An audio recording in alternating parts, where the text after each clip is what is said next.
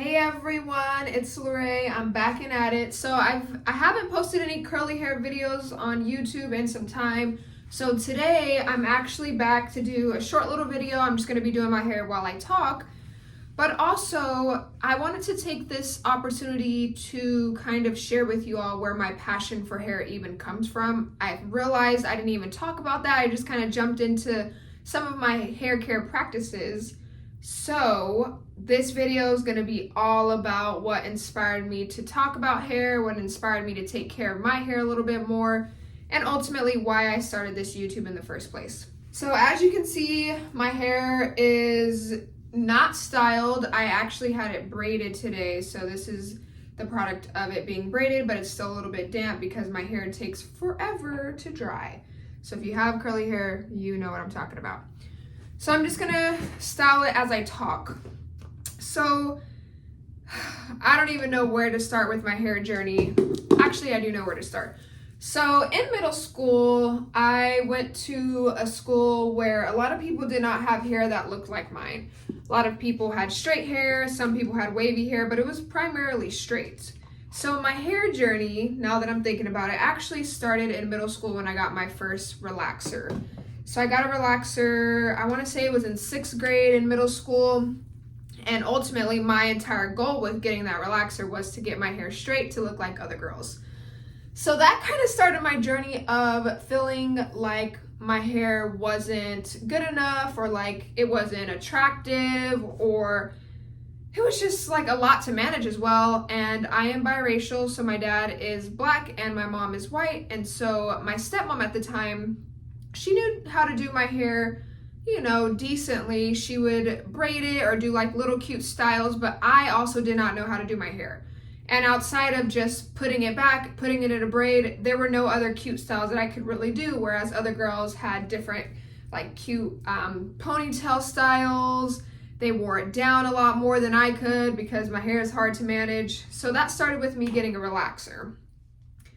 That started a lifelong journey that I was yet to discover, because after that, I had that relaxer. And then 2 years later, I got another relaxer. And so for a while, I was mostly getting relaxers. And my hair, after getting a relaxer, I just remember being in the shower like, wow, my hair, it feels so smooth. It feels so silky. It's just so thin. It felt thin. I have very thick hair. And so I remember really liking that aspect of it. But over time, I realized that I wanted to be, in touch with my natural hair. So in high school, that's when I kind of started my hair journey. It was the first time I was fully taking on my hair care.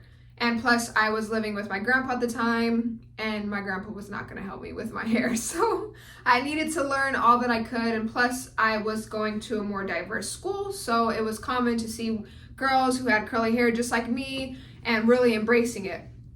But at that point, I had a challenge with dyeing my hair. So in high school, I went through red box dye, blonde, like honey blonde box dye, and that just totally fried my hair. I had curls still, and it was cute, and it was big, but it was like literally bleach blonde, and it took to the roots like nobody's business. Like, it was not even cute at that point. Once it started growing out, and the ends were blonde, and the top was like a little bit more brown, it was cuter, but looking back, I'm just like, oh my God, what was I thinking? I realize it's kind of hard for me to do my hair and talk, so I'm just gonna let my hair be for now.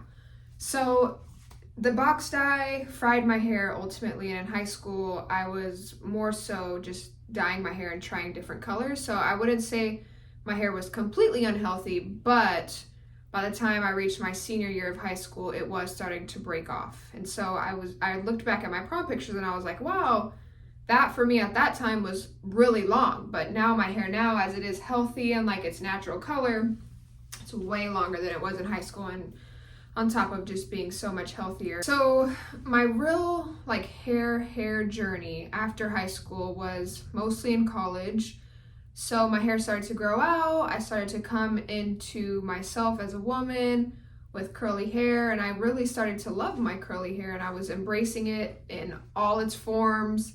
I did like a short chop once I got to college. I was running track and field, so I wanted something a little bit simple and I had a teammate who was good at hair, so she's like, I'll do your hair for you, no worries. So I still played around with different colors, but it was mostly temporary dyes. And then I cut it to maybe like right here initially, and then it grew back out. And I think standard length for my hair was about here, curly. So now it's, I mean, as you can see, it's like way longer than that.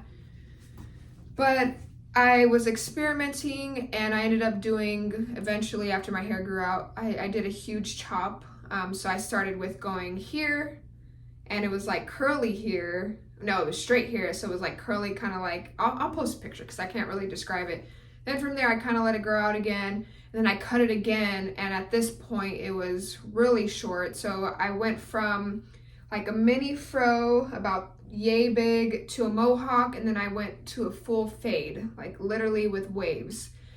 And to be honest, doing the big chop was the most transformative experience of my life, because it was the first time when I felt vulnerable in the sense of my hair, because I mean, with short hair, you can see everything. Like, you have to have that confidence when you walk into a room.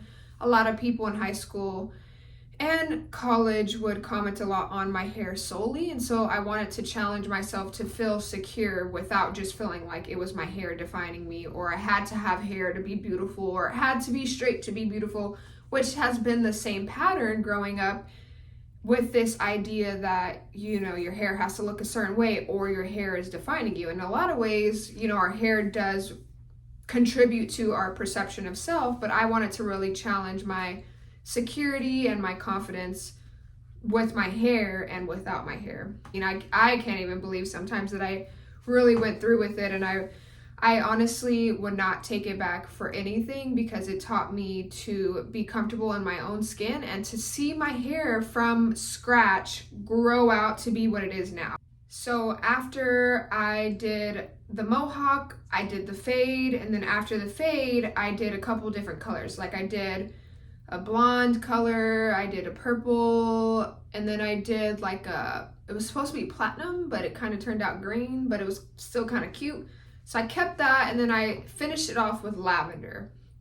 And then I actually moved and I studied abroad for a year in Ghana, West Africa, Accra to be specific.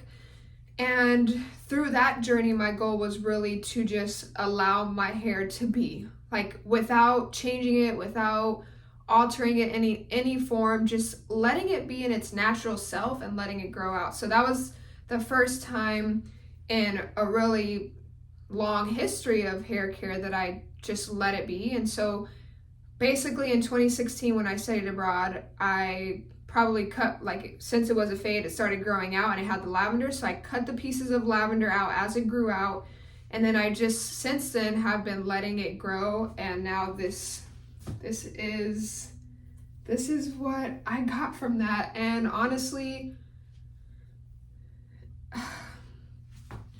if you have curly hair and you've been through the journey of relaxing your hair and like trying to figure out how to do your hair and trying different cuts and like really going through that journey of self-discovery, you know exactly why I have that sigh, because it has been such a journey, but it has been so rewarding. So the reason I say all that is just to preface, you know, this page as to why I'm so passionate about it, because it took me so long to figure out how to take care of my hair and how to love my hair and love myself with or without my hair.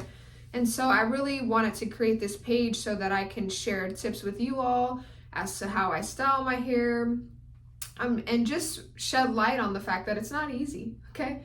You know, we have all these videos and YouTubers who are talking about, you know, hair care, and it's great and it's excellent, but it's not an easy journey. It's, you know, no one's perfect with it. You're not going to be deep conditioning your hair every day. Oftentimes it's not that easy to figure out what products work for our hair and how to get it to grow and be its own healthy, natural version. And so I just wanted to kind of get on here and share that with you guys, and also say that, you know, my YouTube channel is going to be a place where I hope that you all ask questions about my hair journey. I want to share it with you. And if you just have questions about your own hair care, like different things that you've tried that haven't worked, and if you're looking for alternative options, like definitely hit me up, like put it in the comments, subscribe. I am becoming more consistent with my YouTube, so expect videos on a weekly basis. But as I said, my hair's been growing out since 2016 from a really short fade, and my hair has gotten so long. I do get regular trims, so I try to get trims at least every 3 months. And usually maybe like 1/4 of an inch is taken, depending on how well I've taken care of my hair. But when I first started growing it out, when I came back from Ghana, I've been with the same stylist since then. So she's seen my hair literally grow out, because by the time I came back from Ghana, I had like a decent sized fro, and she's evened it out for me because I used to have a diva cut in high school. And so I actually wanted to ask you guys too, what are your perceptions on diva cuts? Because I previously had one, and the thing that I did not like was that for an everyday curly hair person who likes to like wear their hair in different styles, it didn't really work for me. But in terms of shape, when your hair is down, like if I had a diva cut, it would naturally just be so much more like shaped, and like it would have so much more volume. But I also do like feeling like if I do ever straighten my hair, it looks even and not choppy. Because I realized when I had the diva cut, because my hair's so thick, when pieces were shaped correctly with my curly cut and they would get straightened out, it looks so choppy because I have thick hair. And that is something so many stylists have asked me, oh, do you want to thin your hair out today? No. Always say no, because keep your natural. So I'm kind of curious to what you guys think about the diva cut. If you have like pros and cons, if you got the diva cut and you really liked it, let me know, because I am kind of considering changing my hair up a little bit at this point. I've taken good care of it. I feel like it's at a good length to where I can, you know, do a diva cut, and it's still gonna be long. I don't want to lose too much length.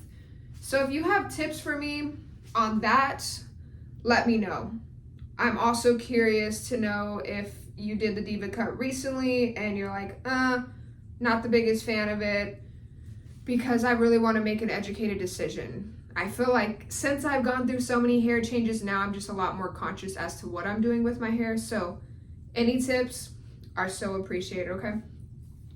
So I know that was mostly just, you know, me talking and sharing with you guys about my hair, but I do want to just kind of show you a little bit as to how my hair is looking today.